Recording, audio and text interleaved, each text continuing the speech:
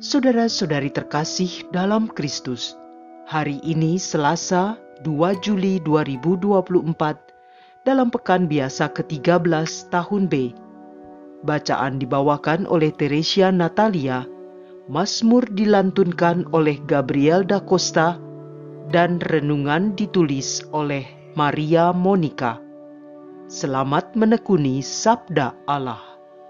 Mari kita semakin mengasihi, semakin peduli, semakin bersaksi.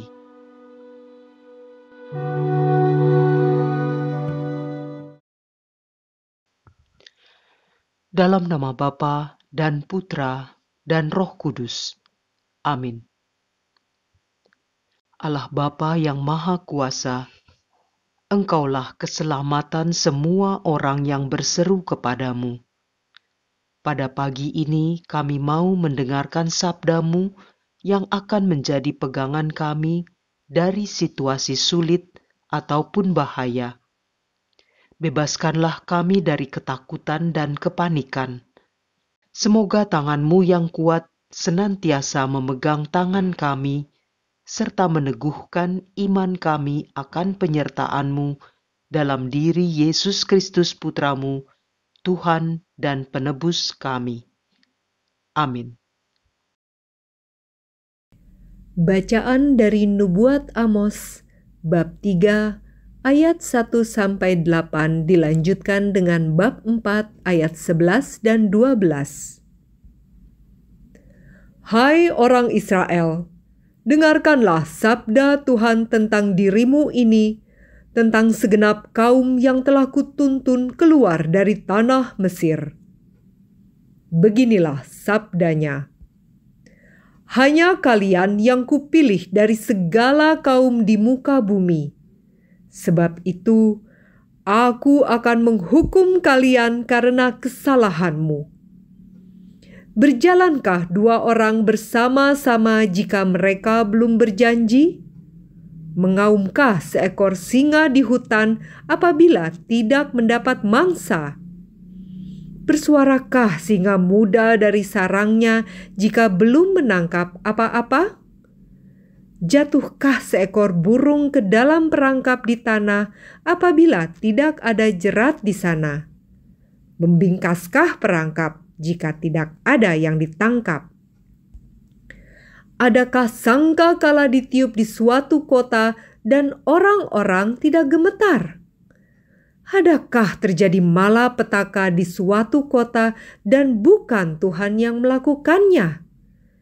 Sungguh, Tuhan Allah tidak berbuat sesuatu tanpa menyatakan keputusannya kepada hamba-hambanya para nabi. Singa telah mengaum, siapakah yang tidak takut? Tuhan Allah telah bersabda, siapakah yang tidak bernubuat?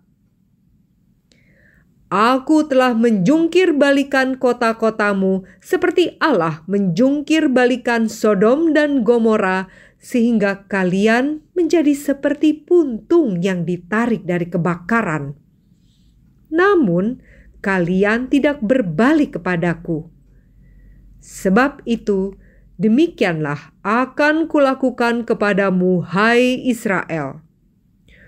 Oleh karena aku akan melakukan yang demikian kepadamu, maka bersiap-siaplah untuk bertemu dengan Allah, hai Israel. Demikianlah sabda Tuhan.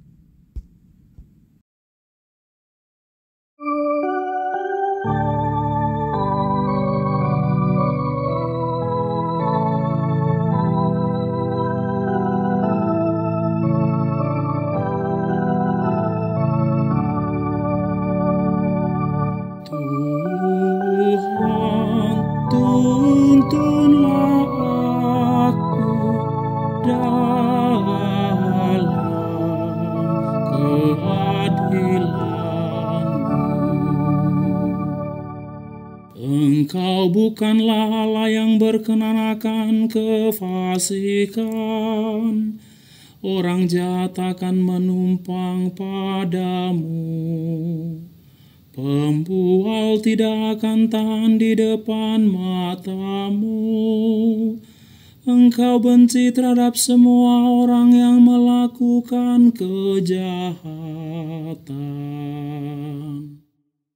Tuhan, tuntunlah aku dalam keadilan. Engkau membinasakan orang-orang yang berkata bohong. Tuhan jijik melihat penumpah darah dan penipu. Tuhan, tuntunlah aku dalam keadilan. Tetapi aku berkata, kasih setiamu yang besar, aku akan masuk ke dalam rumahmu, sujud menyembah ke arah bait-Mu yang kudus, dengan takut akan Engkau. Tuhan, tuntunlah aku dalam keadilan-Mu.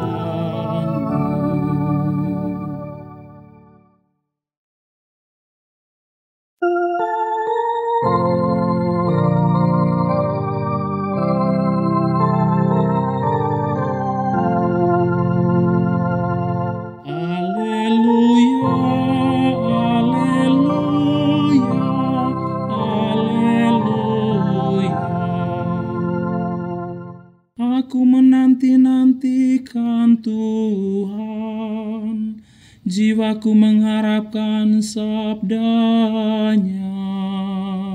Haleluya, haleluya, haleluya.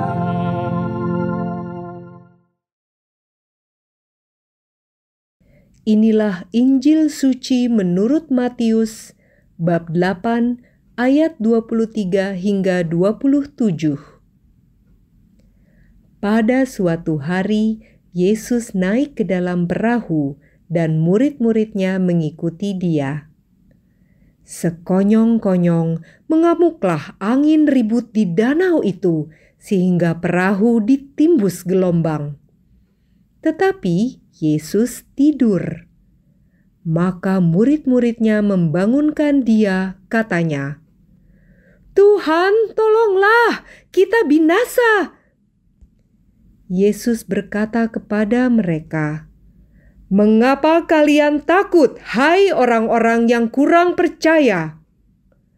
Lalu bangunlah Yesus menghardik angin dan danau. Maka danau menjadi teduh sekali. Dan heranlah orang-orang itu, katanya, "Orang apakah Dia ini, sehingga angin dan danau pun taat kepadanya?" Demikianlah sabda Tuhan.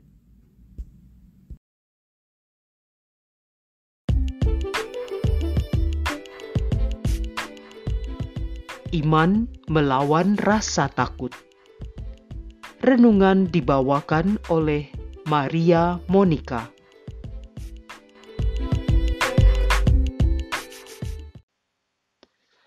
Setiap orang sewajarnya punya rasa takut.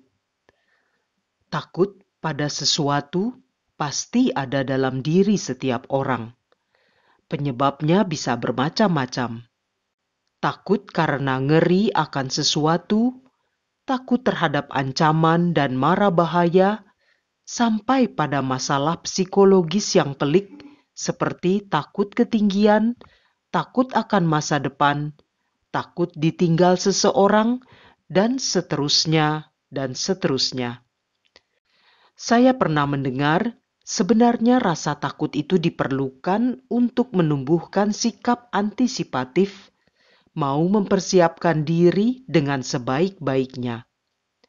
Misalnya, seorang anak yang takut tidak naik kelas tentunya akan belajar dengan sungguh-sungguh sehingga memperoleh hasil yang baik yang membuatnya bisa naik kelas.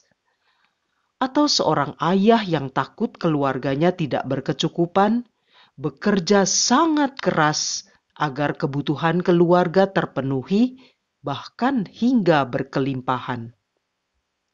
Untuk hal yang bisa dikendalikan oleh diri sendiri, mungkin ketakutan itu bisa dikelola.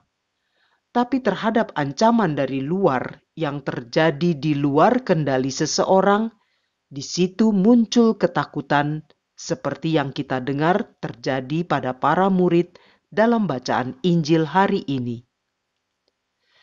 Ibu, Bapa, kaum muda, rekan seperjalanan yang dikasihi Tuhan, melalui bacaan Injil hari ini, Yesus menunjuk langsung pada masalah mendasar dari sikap takut, yaitu kurang percaya.